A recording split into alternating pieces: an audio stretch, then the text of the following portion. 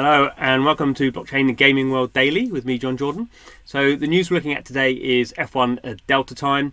So the officially licensed F1 game from Monaco Brands been in various stages of release for the last kind of getting on a year and a half now, really.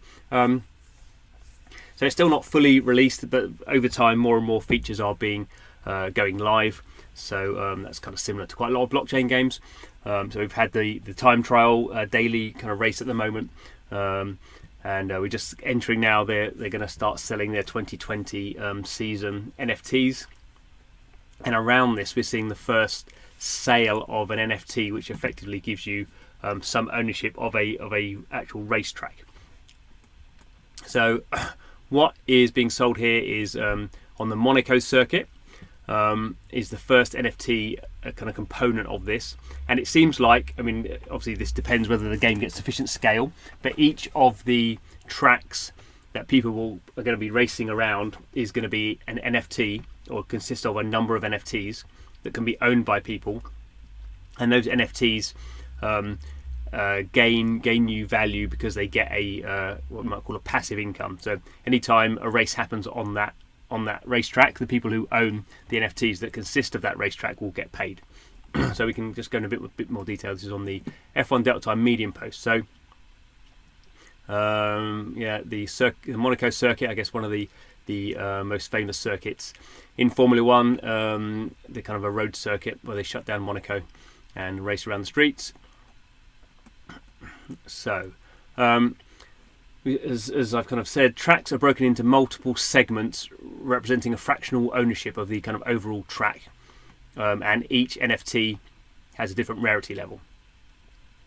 So we can see here that each track consists of 330 NFTs of this different kind of rarity level, which in this game they have Apex for the most rare, legendary, epic, and then rare.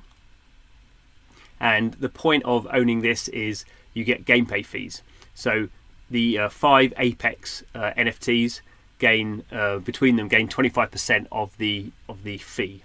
So 50% of the fees that people will have to pay to race on the circuit go to the people who own the NFTs, and effectively. So effectively, if trying to do the maths right, so effectively each one of these Apex NFTs gets 5% of the fee, and obviously as these get less rare, the fee structure drops. There's also this staking mechanic. So in the game, currently they've tested it out that you can stake cars, and basically you just stake these NFTs into the contract, and then you gain Rev, which is the in-game cryptocurrency. Obviously, with things like the tracks, you don't do anything with the tracks, so staking kind of makes sense. So you can also gain revenue by staking these. So basically what they're trying to do is they're trying to build a kind of a passive income around these NFTs, which obviously then feeds into the price that people will want to pay for these. And obviously from the developer's point of view, the more players they can get playing this game, the more fees they've got going in to the game, then the larger the slice that the people who own the NFTs will actually be generating. And similarly on the other side, I guess you can call this kind of supply and demand, and the people who own the F1 cars and the drivers and all the tyres and all that sort of stuff, they're the ones who as the more people play the game, then the prize pools get bigger because more people are paying to race the game, and the people who win then get larger amounts as well. So all this kind of valuation is kind of predicated on the fact that a lot of people will be playing this game in future. Obviously that's somewhat unknown at the moment. So as I said, there's two kind of modes. There's the time trial, the daily time trial that's live at the moment, and then the Grand Prix mode, which isn't yet live. They require an entry fee, so gamers have to pay this in Rev, the cryptocurrency. 50% of the fees are paid to the owners of the track on this breakdown that we've just seen above.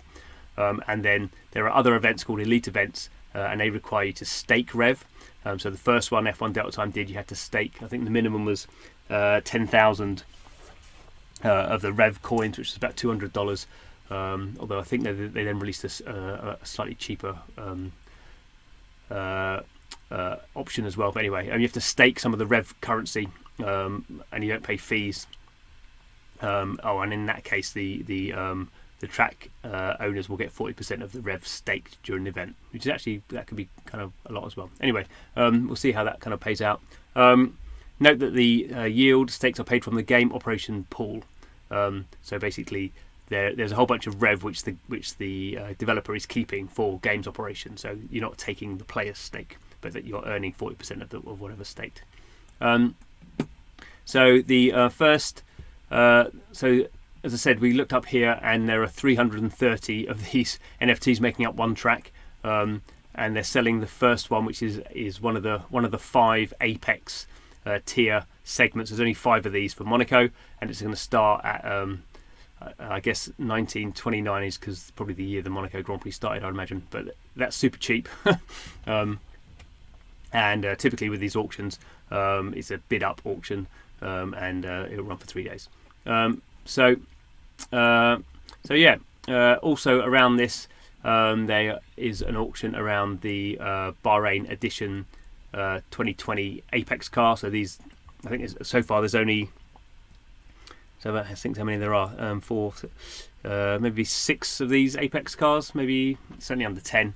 So these are pretty highly valued. They all have gone for tens of thousands of dollars. Obviously, the first one famously went for $111,000. So this is being sold. Let's have a look. Does it say? Yeah, with these Apex cars, you can obviously race them in the game, or you can stake them. Yeah, again, these are selling for rev, and it's interesting, I guess, underlying this, that probably the biggest switch that they've had for Delta F1 Delta Time is now they've got this rev currency out, and now a lot of or pretty much all the activity around this game is being run in the rev token. So they're trying to get people to use rev token rather than previously you could use ETH. So now it's all about the rev token, and they're trying to drive that economy, partly because rev is also being used in their other games. So they have a MotoGP game coming out, and also a Formula E, the electric Formula racing franchise, or tournament, whatever. They're also doing a game based on that. So rev is being used in multiple ways. So they're really trying to drive a lot of activity into rev, and get people to hold rev, and get people to be paid in rev. That's probably the most important thing, actually, behind kind of all this kind of sort of stuff, is to get that rev currency actually holding value and increasing its market cap. So anyway, that's the news for today. Thanks for watching the video. Please do subscribe to the channel, and see you again soon.